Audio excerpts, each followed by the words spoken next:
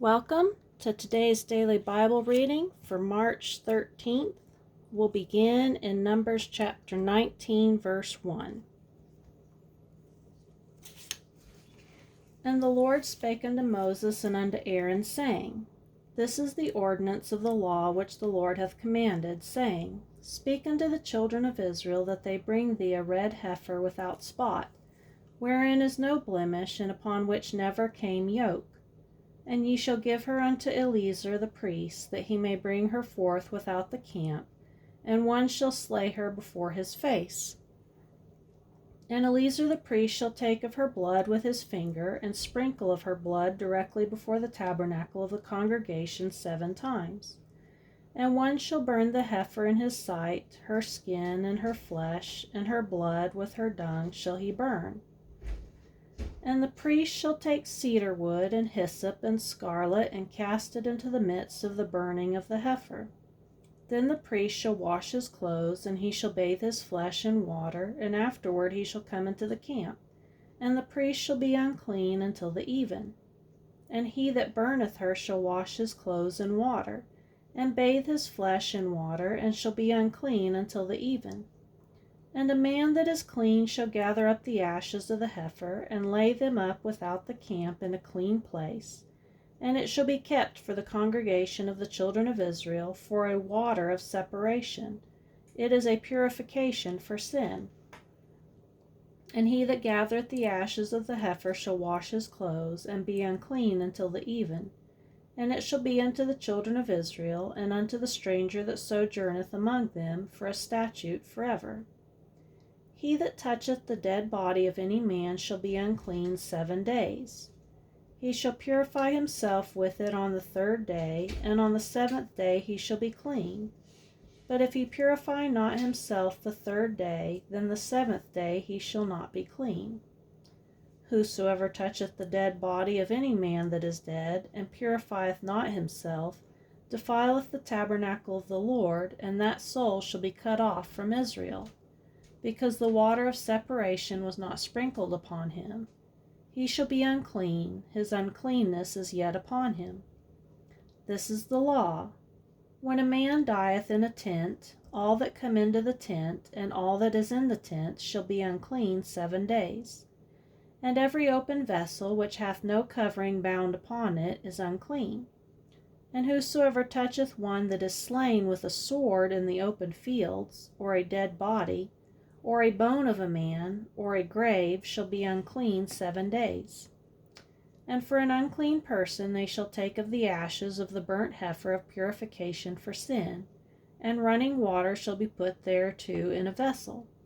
And a clean person shall take hyssop, and dip it in the water, and sprinkle it upon the tent, and upon the vessels, and upon the persons that were there, and upon him that touched a bone, or one slain, or one dead, or a grave.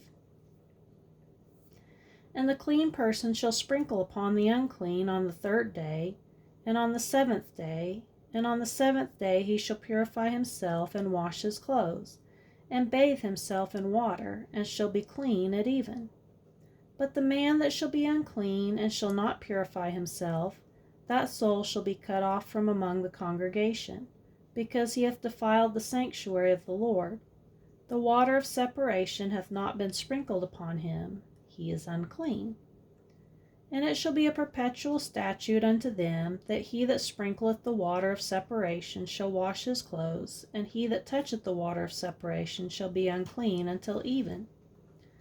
And whatsoever the unclean person toucheth shall be unclean, and the soul that toucheth it shall be unclean until even. Then came the children of Israel, even the whole congregation, into the desert of Zin in the 1st month, and the people abode in Kadesh, and Miriam died there, and was buried there.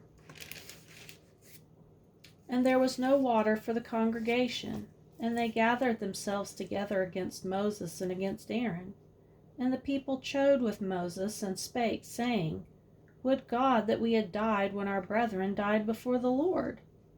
And why have you brought up the congregation of the Lord into this wilderness, that we and our cattle should die here?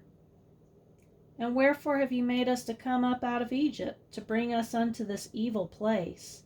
It is no place of seed, or of figs, or of vines, or of pomegranates, neither is there any water to drink.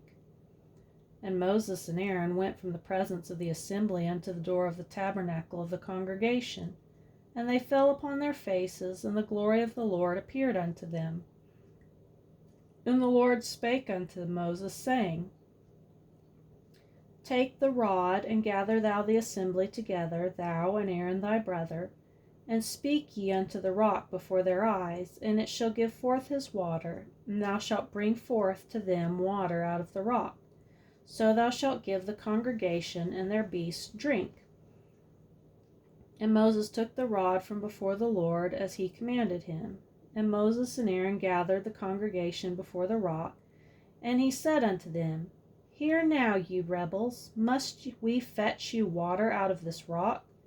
And Moses lifted up his hand, and with his rod he smote the rock twice, and the water came out abundantly, and the congregation drank, and their beasts also. And the Lord spake unto Moses and Aaron, Because ye believed me not, to sanctify me in the eyes of the children of Israel, therefore ye shall not bring this congregation into the land which I have given them. This is the water of Meribah, because the children of Israel strove with the Lord, and he was sanctified in them.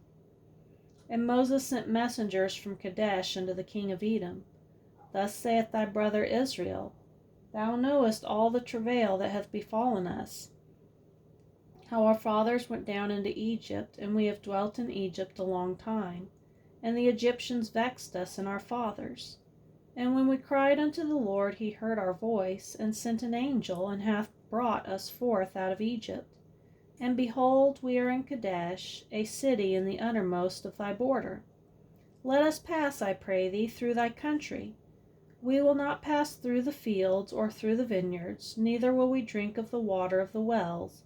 We will go by the king's highway. We will not turn to the right hand nor to the left until we have passed thy borders.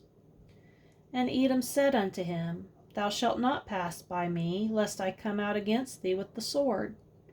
And the children of Israel said unto him, We will go by the highway, and if I and my cattle drink of thy water, then I will pay for it. I will only, without doing anything else, go through on my feet. And he said, Thou shalt not go through. And Edom came out against him with much people and with a strong hand. Thus Edom refused to give Israel passage through his border, wherefore Israel turned away from him. And the children of Israel, even the whole congregation, journeyed from Kadesh and came unto Mount Hor. And the Lord spake unto Moses and Aaron in Mount Hor, by the coast of the land of Edom, saying, Aaron shall be gathered unto his people, for he shall not enter into the land which I have given unto the children of Israel, because you rebelled against my word at the water of Meribah. Take Aaron and Eleazar his son, and bring them up unto Mount Hor. And strip Aaron of his garments, and put them on Eleazar his son. And Aaron shall be gathered unto his people, and shall die there. And Moses did as the Lord commanded, and they went up into Mount Hor in the sight of all the congregation. And Moses stripped Aaron of his garments, and put them upon Eleazar his son, and Aaron died there in the top of the mount. And Moses and Eleazar came down from the mount. And when all the congregation saw that Aaron was dead, they mourned for Aaron 30 days, even all the house of Israel. Now we'll go to Luke chapter 1, verse 1.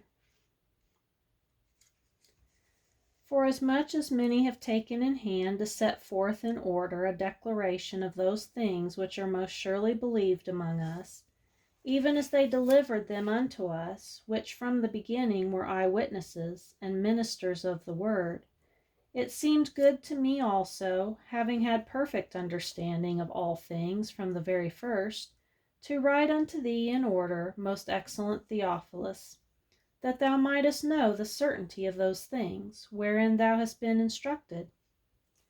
There was in the days of Herod the king of Judea a certain priest named Zacharias, of the course of Abiah, and his wife was of the daughters of Aaron, and her name was Elizabeth.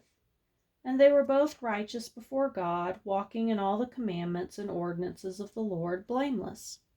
And they had no child, because that Elizabeth was barren, and they both were now well stricken in years.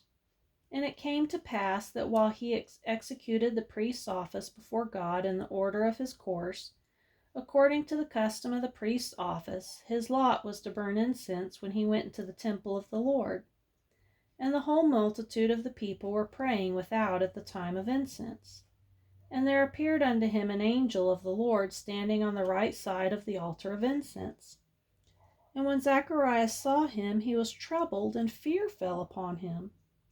But the angel said unto him, Fear not, Zacharias, for thy prayer is heard, and thy wife Elizabeth shall bear thee a son, and thou shalt call his name John. And thou shalt have joy and gladness, and many shall rejoice at his birth. For he shall be great in the sight of the Lord, and shall drink neither wine nor strong drink, and he shall be filled with the Holy Ghost, even from his mother's womb. And many of the children of Israel shall he turn to the Lord their God. And he shall go before him in the spirit and power of Elias, to turn the hearts of the fathers to the children, and the disobedient to the wisdom of the just, to make ready a people prepared for the Lord. And Zacharias said unto the angel, Whereby shall I know this? For I am an old man, and my wife well stricken in years. And the angel answering said unto him, I am Gabriel, that stand in the presence of God, and am sent to speak unto thee, and to show thee these glad tidings. And behold, thou shalt be dumb, and not able to speak, until the day that these things shall be performed, because thou believest not my words, which shall be fulfilled in their season. And the people waited for Zacharias, and marveled that he tarried so long in the temple. And when he came out, he could not speak unto them, and they perceived that he had seen a vision in the temple, for he beckoned unto them, and remained speechless. And it came to pass that as soon as the days of his ministration were accomplished, he departed to his own house. And after those days his wife Elizabeth conceived, and hid herself 5 months, saying, Thus hath the Lord dealt with me in the days wherein he looked upon me, to take away my reproach among men. Now we'll go to Psalm chapter 56, verse 1. Be merciful unto me, O God, for man would swallow me up. He fighting daily oppresseth me. Mine enemies would daily swallow me up, for they be many that fight against me, O thou Most High. What time I am afraid, I will trust in thee. In God I will praise his word. In God I have put my trust. I will not fear what flesh can do unto me. Every day they wrest my words. All their thoughts are against me for evil. They gather themselves together, they hide themselves, they mark my steps, when they wait for my soul. Shall they escape by iniquity? In thine anger cast down the people, O God. Thou tellest my wanderings. Put thou my tears into thy bottle. Are they not in thy book? When I cry unto thee, then shall mine enemies turn back. This I know, for God is for me. In God will I praise his word. In the Lord will I praise his word. In God have I put my trust. I will not be afraid what man can do unto me. Thy vows are upon me, O God. I will render praises unto thee. For thou hast delivered my soul from death. Wilt not thou deliver my feet from falling, that I may walk before God in the light of the living?